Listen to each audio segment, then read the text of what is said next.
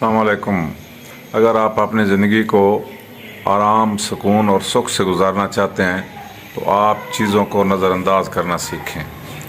नज़रअंदाज करने का मतलब ये है कि आप बहुत से लोगों की बातें सुनते हैं, बहुत सी चीज़ें जो आपके लिए अच्छी नहीं होती या आपको अच्छी नहीं लगती या आपको बर्दाश्त नहीं होती, लेकिन वो एक हकीकत हैं। दुनिया में हर एक को रहने का हक़ है और हर तरह की बातें करने का हक़ है।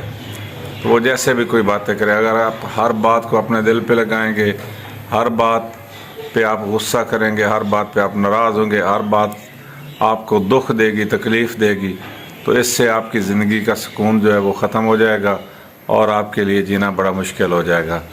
तो आपसे गुजारिश है कि अगर आराम के साथ और बड़े सुख और चैन की ज़िंदगी गुजारना चाहते हैं तो दूसरों की बातों को बिल्कुल भूल जाएं और उनको सुनी अनसुनी कर दें, ये एक कान से सुने और दूसरे कान से निकाल दें।